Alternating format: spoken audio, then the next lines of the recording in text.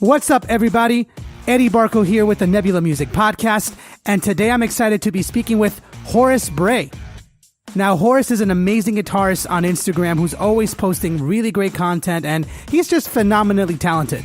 But this conversation has become one of my favorites because we ended up talking about a specific moment in his life where he faced a really big issue that almost cost him his music career. But he got out of it. He picked himself up and he pushed through and made it to where he is today. And that really fascinates me because as creatives, we always face obstacles.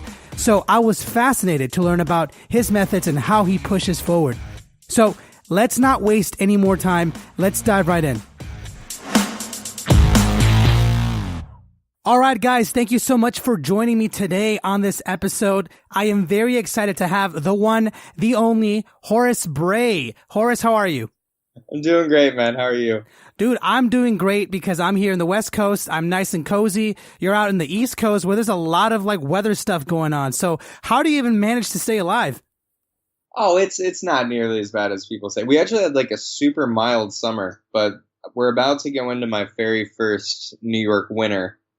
I moved up in March, so I got the tail end of it, but everyone's telling me to just be prepared for it to just become ridiculously cold. So you just moved to New York, right? Yeah, I've been up here 6 months. Where'd you move from? Before this, I was living just north of Dallas-Fort Worth in this town called Denton, Texas, where the University of North Texas is. Okay. And that's where I did my undergrad. Oh, very nice. And why the move to Texas, why the move to New York, if I can ask? Well, there was a combination of things. One, I had spent 6.5 years in Texas, and I finished my degree, and I did my record, and those were the two things that I really wanted to finish up. And increasingly, the vibe of Texas wasn't necessarily where I wanted to be. It was just it's nice, and Denton has very much an Austin kind of vibe. There's a bunch of liberal-minded people and a lot of music that happens, and it's a cool place. But I was definitely ready for a change, so I felt myself kind of becoming musically and I don't know. I felt kind of stagnant. There wasn't really much happening to instigate rapid growth. Right. So I knew I wanted to move, and then honestly, my car broke down in November, and then so that was I was okay, I could either get a new car or a new used car and just chill in Texas for a little bit longer and then plan a little bit more, or I could just pick a time, pick a place, and move. So I chose the one that was the scariest for me, which was New York. Wow, how brave of you. You know, I feel like that's probably the best choice, is you pick somewhere that you're really afraid to approach, and you just fucking owned it. Yeah, it's been a wild ride so far. Honestly, man, I absolutely love your stuff. For those of you that haven't heard of Horace, he is a fantastic, and I mean phenomenal guitarist, one of the best I've ever seen on Instagram, and you post a lot of really cool videos. But for someone that hasn't heard of you, why don't you go ahead and let us know a little bit of your backstory, maybe how you got started with music, maybe catch us up a little bit about what you're up to. Yeah, well, I went to school in Texas, but I actually moved around a bit. As a kid, I was born in Anaheim. Actually. Oh, no way. Anaheim. I lived there all of 5 months. And then after that, I lived in just outside of Baltimore, Maryland. And then I spent a couple years in Ohio. And then I did middle school and high school age in St. Louis, Missouri. And that's where all my family is. So that's probably the most home of a place that I have. But I technically spent the same amount of time in St. Louis that I did in Texas. Why the moves? Were you military, or was your family just moving for work? No, it's just a bunch of random stuff. I was born in 91, and the Rodney King riots happened right by where my dad was working. Whoa. And then that was enough to instigate them being okay, maybe we shouldn't try to raise a kid in LA. Because I was firstborn. I have 3 younger sisters too. But and then we moved to Maryland. That's where all my dad's family is. And then my dad's in commercial printing, and a new job brought us to Ohio. And then my parents divorced when I was 13. And then my mom moved us to where her family is in St. Louis. And that's kind of where we stayed until I left for college. Got it. And how different or actually from Missouri to Texas, basically, how did you decide where to go to school? I mean, it seems like you're kind of accustomed to moving around a lot. And so what made you decide, Texas, that's where you wanted to go? It was actually super last minute. I applied to one other school after, like, at the end of college, at the end of high school, and it was SIUE in, like, just outside of St. Louis. And, like, one of my friends that I was playing music with, she's a trumpet player, she got into UNT, which is the school I ended up going to. And I was like, man, like, am I going to regret not moving farther away from St. Louis? So I ended up getting, like, special permission from, I think it was, like, the head of the jazz department to audition, like, after all the auditions had closed. And then I just went down there and auditioned, somehow got in without, like, I didn't really know what I was doing much at that point in time. Like, I couldn't read music or anything, or very minimal music reading. Wow, what did you play? You must have wowed them. I think I tried to play, like, giant steps or something really flashy, and I knew a couple of tricks that, like, sounded good, but I didn't really, like, have a deep understanding of what I was playing at that time.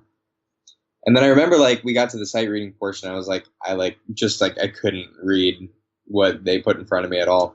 So somehow I did well enough that they let me in. And then UNT has a really cool thing where they only give out $1,000 for scholarships for music. But if you get $1,000 scholarship, the school has a policy that anyone that gets $1,000 or greater of a scholarship, they just knock it down to in-state tuition. So that was really great, and that made that possible. And then, then that was kind of that choice. So let me get this straight. So you got special permission to audition for UNT's jazz department, which, by the way, if anyone has ever tried to audition for a jazz department, it's hard no matter where you go. I tried it, and I'll be honest with you, I failed. I failed miserably. But, it seemed like you just fucking owned it. And it's crazy for me to think about, like, you didn't necessarily know how to read, or at least not well enough, and your skills were good enough to get you in. So I guess I'm curious, like, what were you practicing and what were you playing that made you, in your opinion, good enough to go to UNT? I don't know, I was like probably as obsessed with Kurt Rosenwinkel as any human could be the last couple years of high school. And if anyone doesn't know who Kurt is, he's like the dude that kind of defined this huge era of the modern jazz sound, with guitar and other instruments as well, with his compositions. And so I was really, really into him, and I was transcribing a lot of his solos and learning a lot of the standards I heard him play, and trying to, like, he had, I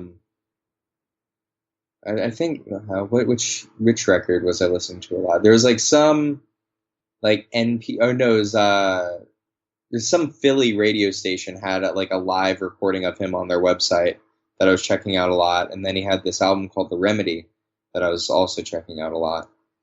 And fortunate, my high school, even though I went to a public high school, it had a really, really great, like, jazz program within it.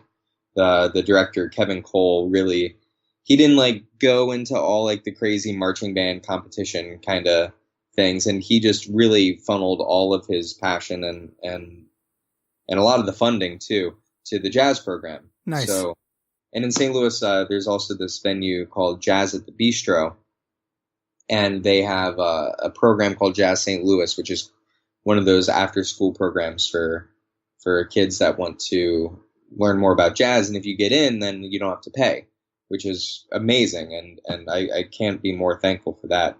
So there was a really good scene of people around my age, and we were all pushing ourselves to, like, learn more tunes and, like, hit the changes better and, like, try to figure out exactly how jazz works.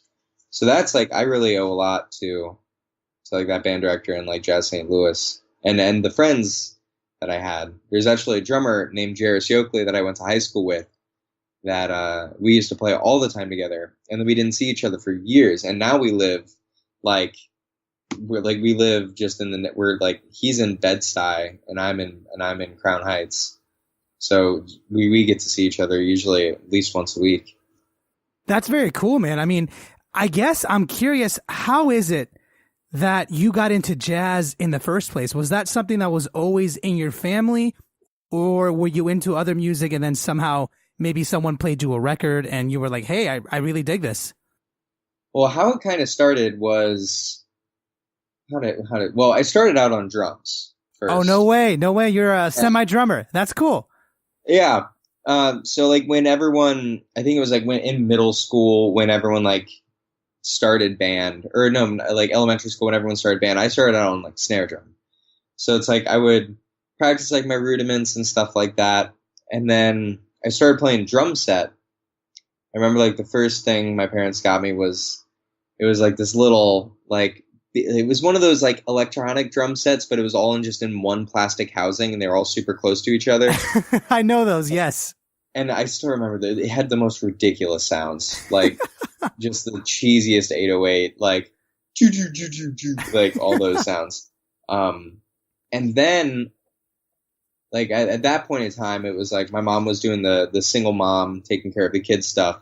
So I think secretly she kind of wanted me to try to choose another instrument besides the super loud drum set. When I was just like at that point in time, I was just playing a bunch of like Nirvana and like the Hives and like Metallica.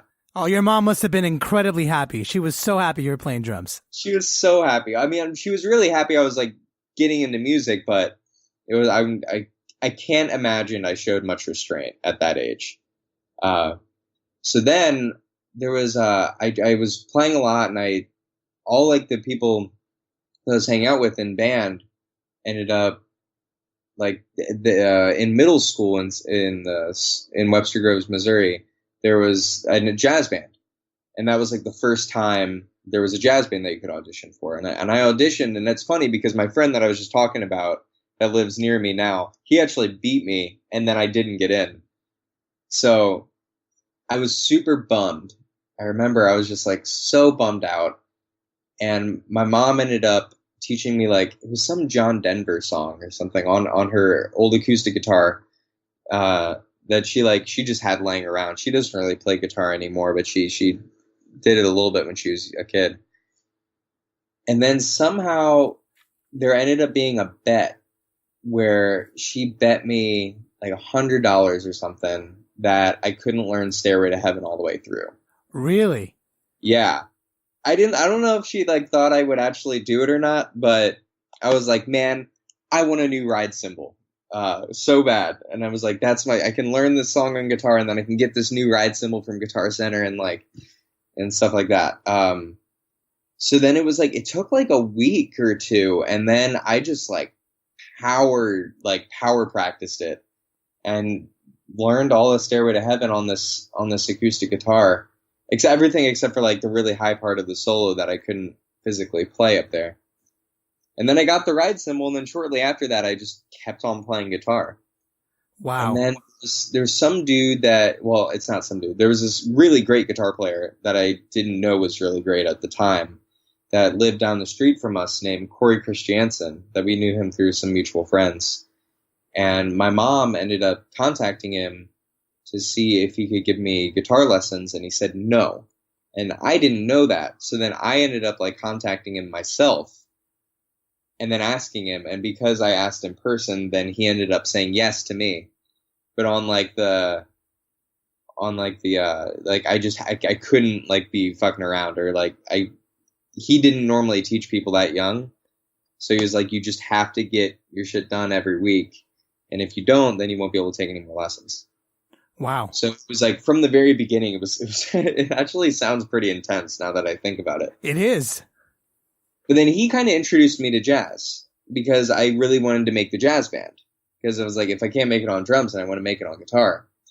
And so I remember the very first record that I like ever transcribed a solo from. It was a Grant Green record, and it was the song. I can't remember if it was the song or the album, but Green's Greenery. It was this.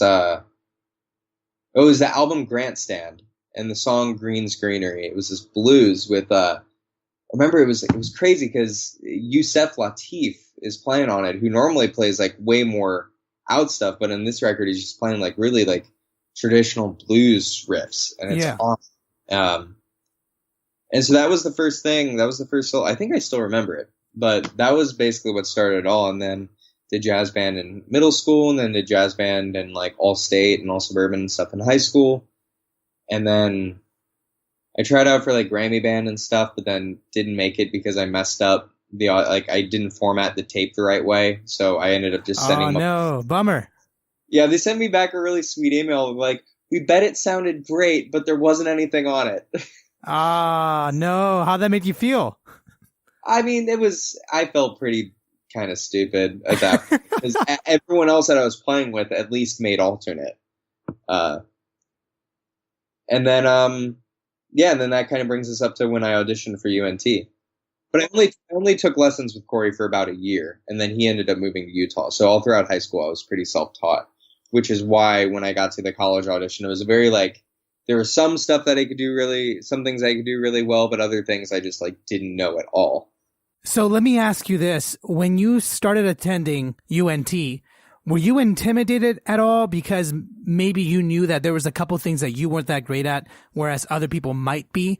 So was there any kind of intimidation at all on your behalf? Oh yeah, I was like a nervous wreck because it's like I knew I cared about it so much, but I really had, especially at that time, a pretty unhealthy kind of way of viewing myself as a guitar player where I'm just like, it needs to be this good or else it's unacceptable. And I was like super hard on myself back then. And then I made like the first band at UNT I made was like the fifth chair in the L5, which was a guitar ensemble, which there were too many guitar players to be in like all the big bands that they have at UNT. So I didn't even make a big band, and I was like super bummed, and I just practiced my ass off for that year, and then still was thinking about it in a really intense way. And then like the next semester I made like the 4 o'clock, which is like the fourth highest band out of 9. The best band usually always being the last one to rehearse. And at least that was the way in my school. The 1 o'clock is the top band. So it's actually like the 1 o'clock rehearses at 1, the 2 o'clock rehearses at 2. And then then it gets weird because like the 3 o'clock and the 4 o'clock both rehearse at 3 in different rooms. But I made the 4 o'clock and then practiced a bunch that summer. And then the next year I made the 2 o'clock as a sophomore, which there weren't many people that had done that. And I was like, oh, now I really have to, I can't let everyone down. And I got really, really tense. And there was actually, I remember it was our first concert and I played a solo. I remember it was a blues in E flat. And I took a solo and I was like, oh, that was a killing solo. And I sat down and my legs were sore. Really? And I was like, and at that point I realized I was holding so much tension in my body when I was soloing.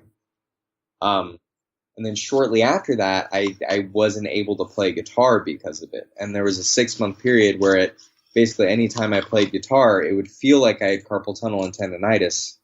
But whenever I'd go to the doctor, they'd be like, we don't know what's going on. So it was kind of like an episode of House for a couple months. Oh my God. Yeah, I had dropped almost all of my classes. And that was the first time I was living in an apartment by myself. And it was super, super tough. But then eventually I realized that it was just because I was holding on to the thing too hard. Just mentally, it was very much stemming from a mental stress. And then after I took the tiny step by step to kind of reassociate how I viewed the guitar, and I took some Alexander technique classes, which were all about kind of being relaxed when you play and kind of releasing that tension. So for those Alexander techniques, I'm actually kind of curious, what is it that makes you more relaxed? Obviously I'm not very familiar with those techniques at all, but is there an example of maybe one thing that you applied to help you relax more? It's the first couple classes, you just practice sitting down and standing up and paying attention to every little muscle that is used in very basic motions. And they don't even let you bring your instrument in at first because It was developed by an actor. To be able to have less tension when people are doing theater stuff and when they're acting. And it was all about like breathing and like paying attention to like how your shoulders are sitting and where, like, just trying to be very mindful of your body. And then I remember after the first couple times I got to the point where I'm like, okay, like I'm finally, like, I have better posture now. And then as soon as I picked up the guitar, immediately I go back, and the teacher was like, see? And then we had to like rework through all the things again, like while holding the instrument. And then eventually, like, I was able to play again, and for longer and longer. And I was able to, I did vocal group when I first could play again. I played guitar for the jazz singers group at UNT. And then eventually I was able to make the 1 o'clock, which was the top group, which, was like the best, like, I made it back, which was really cool. This story really it really fascinates me, because here's a problem that you faced, which is something that definitely can discourage almost all of us, especially as a musician. I mean, myself as a drummer, if I were to break my wrist, for example, that would just make me upset for a very long time. And I can only imagine how upset you must have been when you, in a sense, kind of discovered that you weren't able to play for a while. And so how did you deal with that mental pressure on yourself? Because I know before you also said that you were facing some very negative things mentally with yourself. And I can only imagine that this experience, I mean, it felt worse, or at least it felt at par to how that must have felt. So how did you deal with that? Well, it's like I really wasn't a very social human at that point. So I didn't have like any close friends to confide in. Like honestly, like it was probably like one of the darker times I've ever been through, because like all of a sudden I was playing like 8 to 10 hours a day at that point before the injury. And then I was also going to classes. So it was like all I was doing. And then all of a sudden, not only was the thing I cared about the most, like, gone for a while, I also had all this like new time to think about it. And I didn't want to go out to people's shows, because it's like you're seeing everyone else like get better and better. And then you like that part of you that like cares about the competition of it, which was a big part of me back then. It just like hated it. It hated seeing people get better than like where I was, and like to see me falling behind. Which like nowadays it's like, I know like that's not what it's about at all. Right. But yeah, it was really crazy. I ended up like thinking I was going to like go into architecture, and there was like basically a couple months where I just spent all my days like drawing like perspective drawings, and just really trying to get better at that, and like how to conceptualize buildings. And it was probably pretty manic, in retrospect. What was the turning point, if I can ask? And I'm not even sure if you might remember, but was there like a moment in those months that you basically took a break? Was there a moment that you realized like, hey, you know what? Everything's going to be okay. Or like, maybe I can figure this out again. Yeah, I remember the exact moment, actually. I was very, very depressed at that point. And I remember I was sitting on my floor looking up at the ceiling, like really not knowing what I was going to do. Like I had like lost a bunch of weight, because it's like I wasn't really eating. And like my parents, like my mom thought I was like on drugs or something at that point. And I wasn't. I was just like super sad. And I remember I actually wrote a song about this moment like very recently. And I was just looking up at the ceiling. I was like, okay, I can either like this either isn't gonna work. Like, I don't know how I'm gonna fit into like this life thing, or I'm gonna have to do whatever it takes to like figure out how to like not have this tension in my body.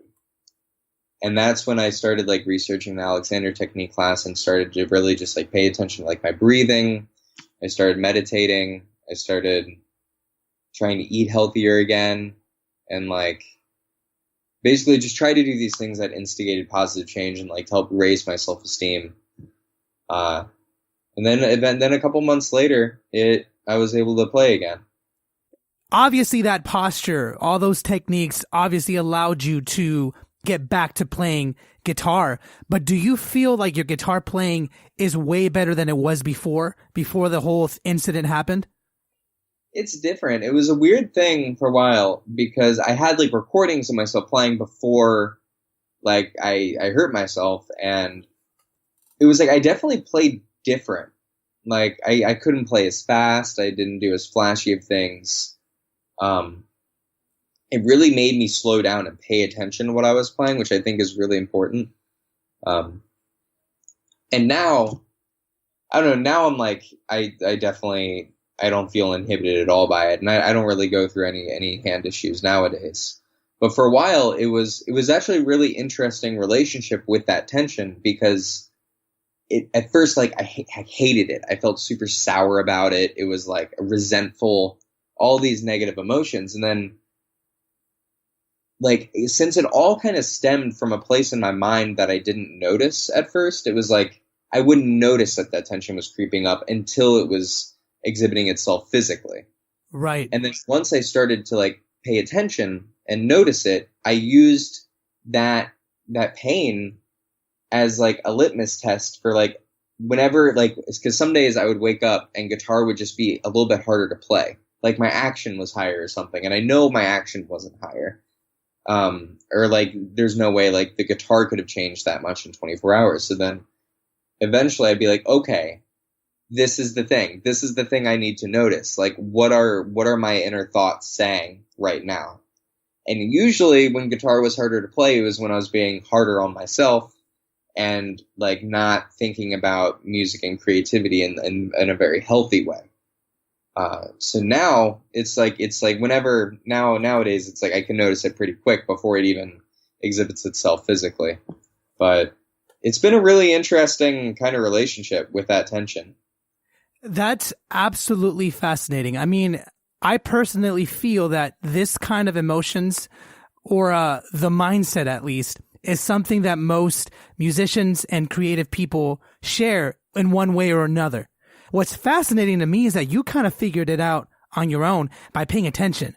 You know, you started to notice that you would feel similar in specific moments in time. You know, like whenever you couldn't play and you thought that the action was higher, you started to recognize those repeated notions in your mind that you were feeling. And I think that's absolutely fascinating that you were able to attack it and slowly, little by little, get out of it.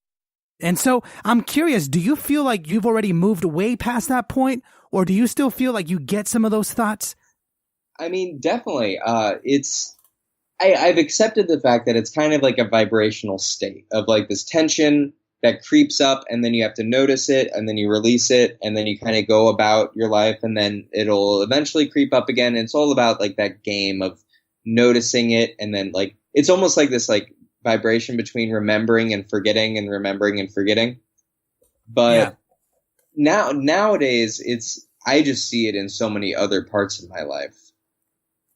Whether that's like you feel entitled to like someone's time, or dealing with like really any kind of anxiety that I've dealt with. It's kind of that relationship has been there, where it's like I'll notice, like what's one of the ones that happened recently? Like I was eating really healthy when I moved up here. And then I eventually the little stressors kind of started to creep in, and I didn't notice them. And then like I was staying up late, I was sleeping in later, I wasn't eating as healthy, I was like drinking a little bit more than like I would have liked, and like stuff like that. Or I just wasn't doing the things that I knew raised my self-esteem. And then recently, like a couple weeks ago, I noticed it, and I was like, "Hey, this is the thing again. This is the art thing. It's like a prank that life just keeps on playing on you." And now like these past 2 weeks, I've been doing a lot of yoga and like eating really clean, and turns out that makes like you feel way better and helps you have positive thoughts and like think about the world in a kind of more beautiful way, and all the good things. So it's like that relationship is still very much a part of my life. One thing that stood out to me, you were talking about the jazz bands and your school, and you mentioned the competition. And I know, especially as musicians in the music world, it's something you can't avoid. I mean, we are all competitive to some degree, you know, because it's what we do and it's what we like. And so do you ever feel like some of those negative emotions correlate with that competitiveness? And does that ever affect you still? Like, do you ever, you know, look at your own music and try to compete with someone else on making better music or becoming better? Is that something that you still deal with? I mean, those feelings definitely show up every once in a while. Like, you'll hear about someone getting the gig that you wish that you would have gotten. You're like, just if I only could play more like that guy. And it's like, I mean, luckily, at least currently, like I can recognize the silliness in that a lot quicker than I used to. I mean, I think really like my value system has shifted with that, because I guess like to answer your question, yeah, I think that competitive nature really is like, it kind of goes hand in hand with those more tense thoughts of like how you view yourself creating. Right. Which I never think like really springs forth the best music. I think the best music comes from when like you're at the centered, calm, collective mind kind of place. Because it's like the times I've been obsessed with like the competitive nature of it. Usually when I'm playing music, I'm just like all of my mental RAM is focused on how do I sound, which is an important question to ask, but it also totally takes away from the collective moment, because it's really hard to like accompany someone when all you're focusing on is yourself. Yeah. And you're not serving the song at that point. You're just like, you're that dude in the conversation that immediately, like, someone starts telling a story about how they went skiing and you immediately interrupt them and start telling your story about how you went skiing and it was better than their story. Like, it's just like you become less interactive when you're focusing on like what makes you different instead of what's bringing everyone together, you know? I absolutely agree. I think you definitely brought up something important, which is something that I teach a lot of my students and people that I mentor, is serving the song. That's something that's so important when it comes to music. When you started playing, right? I mean, even your experience when you tried or when you learned Stairway to Heaven, you know, it was about the song and trying to just, you know, have fun with it and maybe achieve a certain goal. But when you become so good with music or when you get ahead in your career, I definitely know that feeling, and I've met plenty of other musicians that forget the joy of playing music, and they start to focus way too much on, am I playing fast enough? Am I playing, you know, the right notes? And which it's important in certain aspects. Yeah, except you can't get like drunk on that thought, you know? Exactly. And the truth is, I think being conscious about those choices is absolutely, in fact, probably the most important thing in a musician's life, is understanding that balance. You know, I think it's good to have those goals to reach and make sure that you are always pushing yourself to get to those goals. But at the same time, to remember that you're playing music. And at the end of the day, if you're not enjoying playing music, that one thing that's your passion, then something's obviously wrong. Yeah. How much competitiveness do you implement into your career then? Because I understand that being too competitive can be bad, but at the same time, being competitive helps you get ahead. So how much of it do you allow into your daily life? How much do you allow competitiveness to kind of take hold of your career? I mean, honestly, like very, very little nowadays, if any. Like I my first instinct was to say like none, but I'm sure that that's not true. I'm sure it's in there a little bit. But like with all the things I'm doing, I'm just like any musical opportunity I get, I'm just trying to like do the best I can with my voice and trying to just have a lot of fun with it. And whenever I have the most fun is when I'm not being like a vibey dude that's like, I mean, like, oh, you guys aren't playing with me well enough. And I'm like, fuck that. Like that never instigates like a good time. So really, I try to like not have any of that competitive nature in it, because the things that have been becoming more and more important to me, especially since moving up to the city, is just like how honest are you being with yourself about your expression? How honest are you expressing it? Like, are you really like taking time to like feel the feeling that you're trying to describe? And like so much of it is about like the micro cultures within the music scene. And it's like those are the most important bits, like the familyness of it, you know? Yeah. So I really try to not be competitive at all and just to be genuinely happy for people when they get the opportunities. Cause it's like, I don't want to be, I've accepted the fact that I don't want to like build my career off of like the feeling of like, I have to physically like hold everything together. And if I let go, then it'll all collapse. I really want to try to figure out like the most healthy way to go about doing the thing I care about while letting it feel effortless. That way, it doesn't take any energy to maintain. And it's just like, I'm like, of course, this is what I'm doing today because this is what I care about. You're speaking wise words, my friend. Honestly, I think it's something that every musician should know. And I think I've mentioned it a couple times in this interview already, but I think you've discovered something on your own. Or actually, since I'm saying that, was there someone that helped you understand this mindset? Because honestly, man, this is very brilliant stuff that you're saying. It's something that everyone should know. And there's some people that don't ever discover that in their lifetime. And they spend a long time being miserable or just being too tense, being stressed out over nothing. Obviously, I think you did a lot of thought processing and you figured this out on your own, but was there any kind of source of inspiration that maybe helped you guide yourself into this direction where you're currently headed? It's actually been kind of interesting because probably the first time I was really exposed to like thinking about the world, I guess, the world this way was when I was introduced to Buddhism from my English teacher in high school. And like, it wasn't like any kind of pressure-y situation. It was just like, hey, we read Siddhartha in English class. Yeah.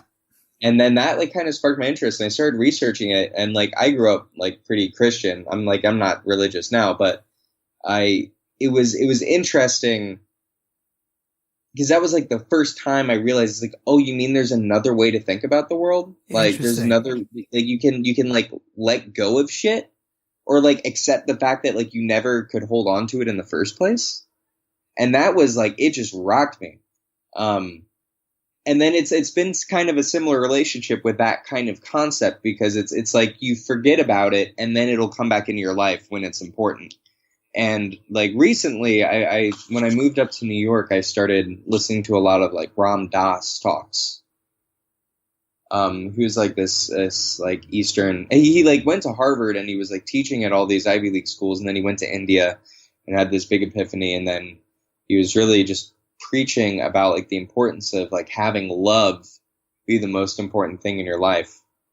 And it's easy. It's one of the things that's really easy to forget because you get caught up in all like someone like is like gives you a mean look on the subway and immediately you're like, oh man, fuck them. Like why? It's like, but then it's like you just have to recenter yourself and be like, yeah, like that doesn't really matter. Maybe they didn't even mean it that way. Or like, just like, I don't know. I've been trying to like do exercises like that. Just like looking at everyone and just like, just in your head, just saying like, I love you. I have love for you. And doing things like that. And that actually has helped like the tension in music a lot. But yeah, there's been like little books or like the book Be Here Now or Be Love Now that by Ram Dass really helped to bring me back to thinking about the world that way. And there have been like various people that I've like different people like in college that I would have like talks with and I'd be like, oh yeah, I forgot about this thing. Like just remembering that it can be effortless. Honestly, man, those books are absolutely phenomenal. One thing that helped me a lot, it's kind of different from what you're mentioning right now, but I listened a lot to just speeches and just inspirational people that inspire me to pursue my goals. And one of the things that one of my, idols basically says a lot is when he goes and visits older people in retirement homes, he always says that either two things happen. Either there's a lot of men or a lot of people just filled with regret. And then there's a lot of people that will just tell him, you know what, it turned out okay. And when a lot of the older people, can tell you that it was fine, that they don't necessarily remember all the details of their life.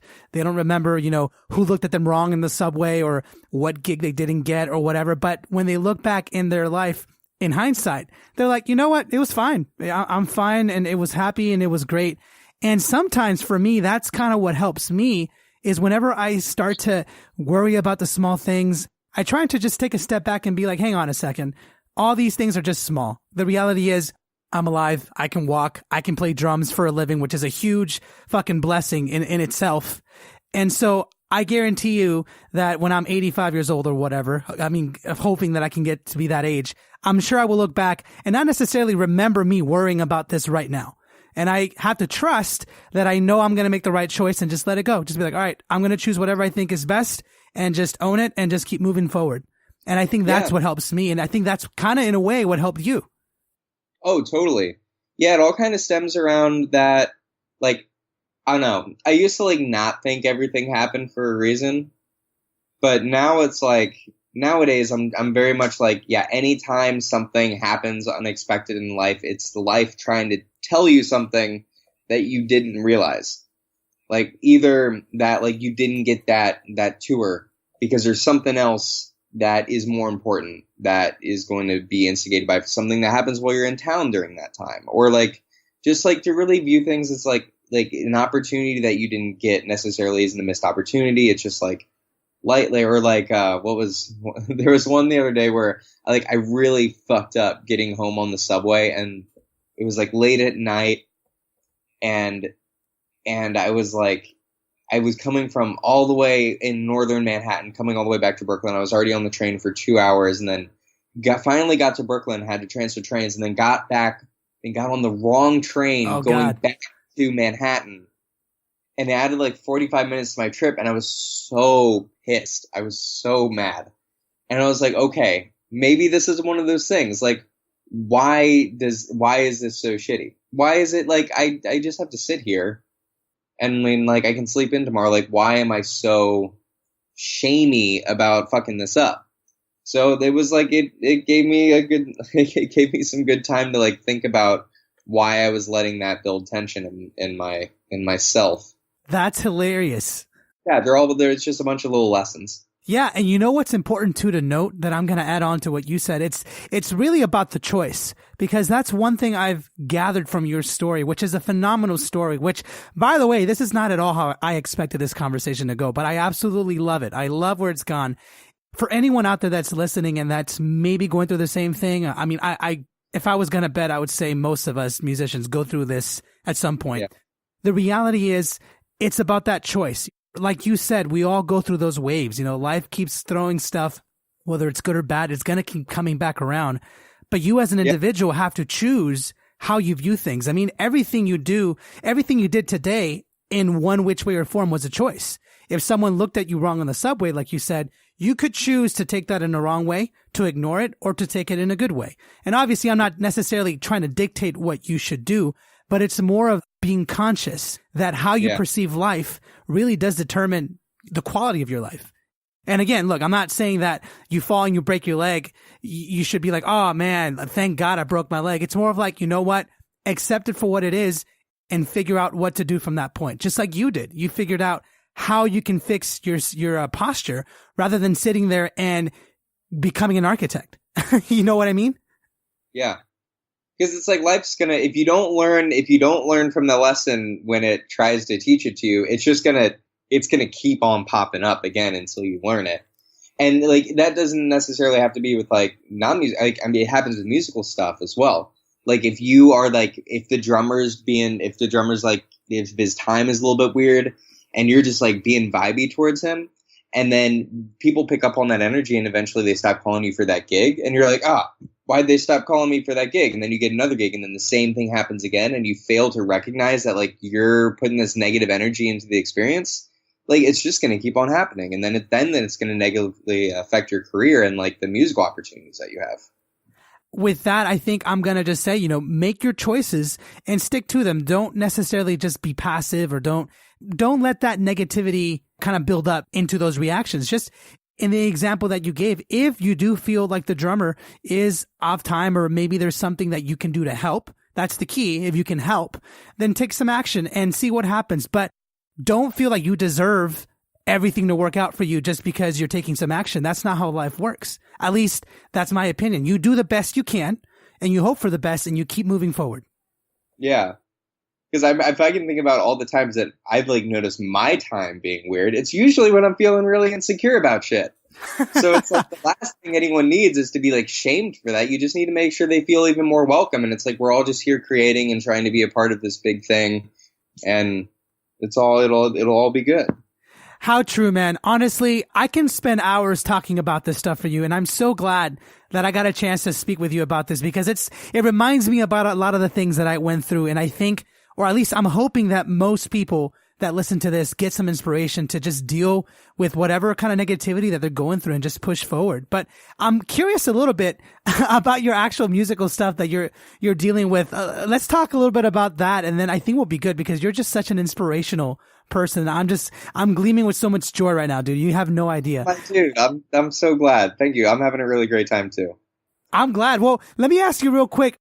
How did you get started with Instagram? Like, can you walk us through a little bit about how that came to be? Yeah, so it kind of happened when I was planning out my first record, or my only record, my record. And it was, I like started to like started to post things on Instagram, but like back then it was like super close up of the fretboard with like shit lighting, and I was posting at weird times of the day, and like I wasn't really paying attention to like how it worked.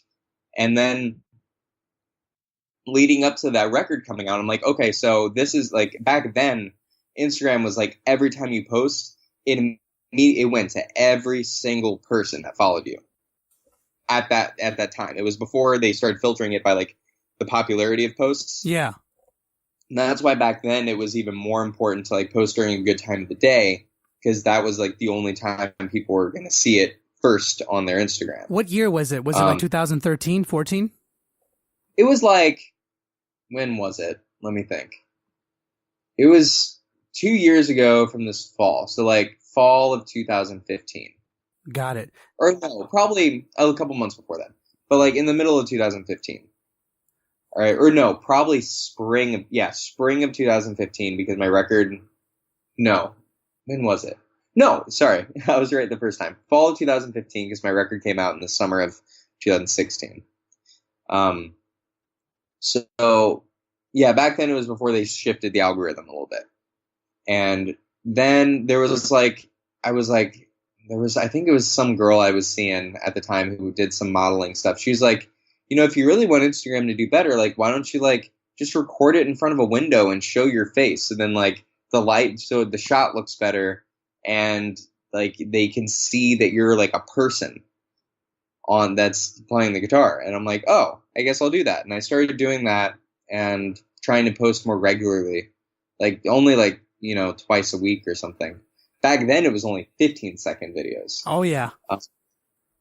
So, and then I remember when it switched to 1-minute videos, I was just like, oh God, like how am I gonna pull this up? Like I can't sound good for a whole minute. Like, but eventually, like that became like a really cool like compositional restraint to try to figure out how to arc like an arrangement or like a composition or like a loop, like a loop composition or like an arrangement of a tune to make it so it arcs and it's interesting and has like a cool thing at the end that'll like get people to immediately want to watch the video again and stuff like that.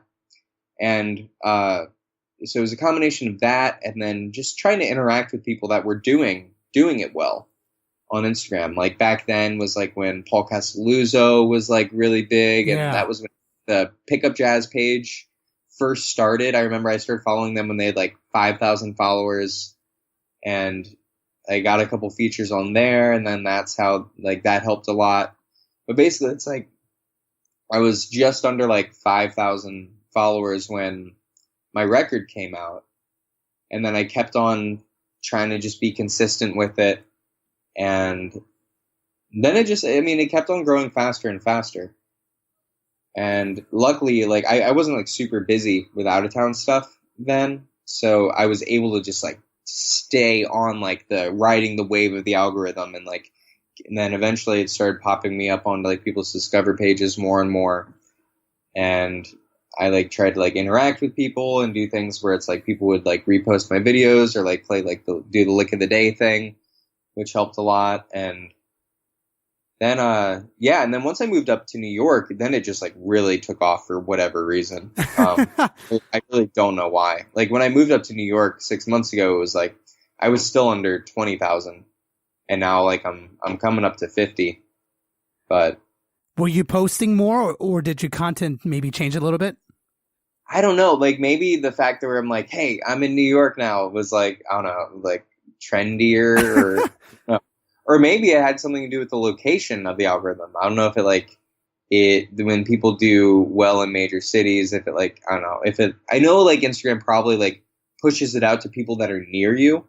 Because when I was in Denton, it was like Denton was my biggest following on Instagram. And then now that I'm in New York, now New York is the biggest. So it might have something to do with the population density. But I'm not really sure. But these last month, I didn't get to post very much. Like there was only 1 week where I was active posting, like all the shit just totally dropped off. So now I'm like kind of in recovery mode. Like I did 2 videos this week, so I'm like, I'm good on that. And then I just need to make sure I'm good on the next couple weeks and try to get like the numbers up again of growth. Nice. How much of Instagram or your social media presence, how much of it do you think helps out your current career right now? It's really cool because it basically functions as a really like cool business card. Because at least in New York, I'm not sure if it's like this in LA, but people don't even ask for your Facebook really. They're like, what's your Instagram? Yep. And I didn't realize that when I came up here. So immediately, like when someone goes to follow you and they see that you have like, oh, this dude has like over 40,000 followers, it's like kind of like a level of credibility where it's like, oh, you must be doing something right. Yeah. And then a lot of times there'd be like someone that would know about what I was doing from Instagram, and they'd be like, yo, it's so nice to meet you. You need to meet these people and play with these people. And then that I would meet a lot of people that way.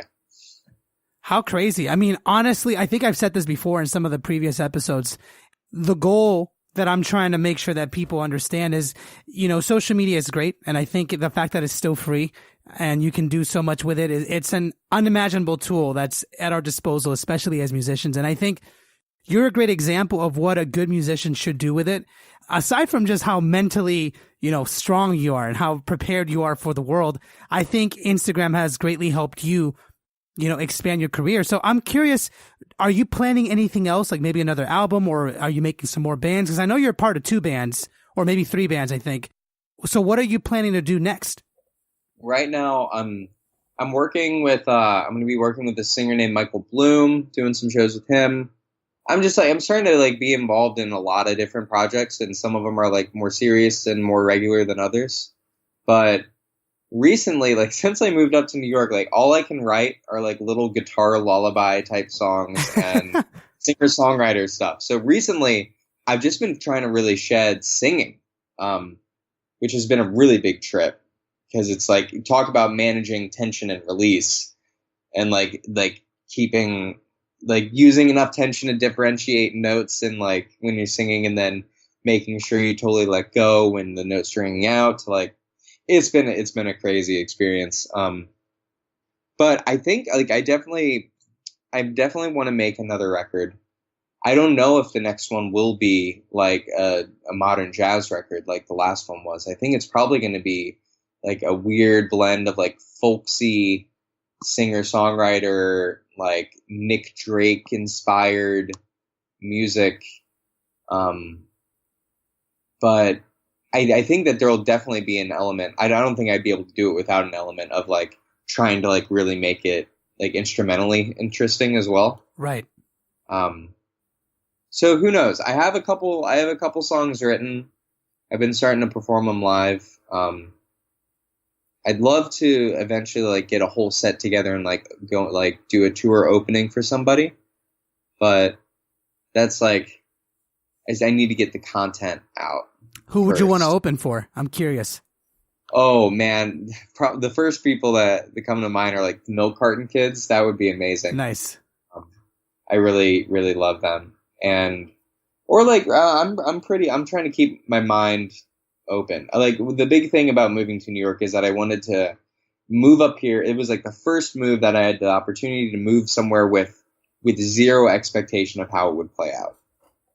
And I really tried to like move up here and like go through this process not holding on to a certain outcome too much. And now it's like, I mean, I'm fortunate to be working quite a bit already up here with a bunch of different scenes. I've been I've been able to play like some wedding stuff and like a lot of different people's creative projects, and then all this new writing stuff that I've been doing.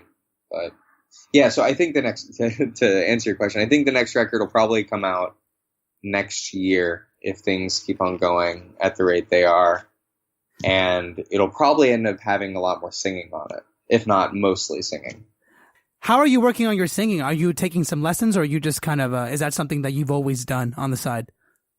I wrote some songs like right when I started writing some singer-songwriter stuff right about that time when I was able to play guitar again, my sophomore year of college, because I had so many feelings to get out at that point. I just was just writing them. They were coming out of me like crazy. And then I didn't really sing after that. And then as soon as I moved up here, I kind of just started singing again because I was exposed to so many wonderful songwriters and vocalists. Like there's great singers and songwriters in Texas, but not like a couple times a week. It just shatters me how talented and how like exposing these people are up here. So like recently I had like my first real voice lesson the other day, but the last couple months I've been like doing a lot of sessions with singers, and then like whenever like we're taking a break, I just pick their brains about like how they work on the thing. That's crazy, man. Working with singer-songwriters, I mean, that's on another level. And well, it's definitely, I'm learning a whole lot, and it's another one of those things where it was like the scary thing that I wasn't sure if I could do. So I'm just trying to give it my all right now, and really, because it's like I still love playing instrumental music a lot, but not like the whole singing and like thinking about lyrics and how to like putting emotion in your voice has just taught me so much about really, really accessing those feelings that I'm trying to convey. So I feel thankful for the opportunities I've had to like work on it. I know you're going to take your career very far, and I cannot thank you enough for taking the time to speak with me. Honestly, like I've been telling some of my previous guests and some of my friends is that, when I first started this whole podcast, my goal was to just, hopefully help people and teach people how to kind of use social media, but it's evolved into a completely different thing where it's more about inspiring you to really just get up and go after whatever it is that you want to do. And you, my friend, you are definitely very wise. And I'm very glad that we had a chance to talk about this, because I think it's going to help a lot of people. It helped me. And I really, really want to thank you. So thank you for taking the time to speak with me. Man, thank you. Thank you, Eddie, for like having me on. Like it's really beautiful because you don't get the chance to like talk about this stuff with someone that often. So I'm really glad that it went this way. I feel really enriched right now and like revitalized to like tackle the life thing. So do I, man. You revitalized me. And so I'm very excited. And so to just kind of close it off, if there was someone, maybe like a young musician or a friend, and, looking to make that next step or push their career forward or figure something out, is there any advice that you would give anyone that's maybe going through something similar to what you went through and maybe wants to get through it? Ooh. I put you on the spot. No, it's okay. It's okay. Definitely to like focus on that inner conversation that you have with yourself kind of in the background all the time. And just having that like awareness and mindfulness of how are you reacting to the things in the world, and like what are like a good thing to figure out is like what's like your first thought when something goes wrong, like, or when something goes right, like just paying attention to like what your background thoughts are, and really trying to fill up it's going to sound cheesy, but like fill up your life with like loving feelings, because there's so many times that we just go days without like feeling that.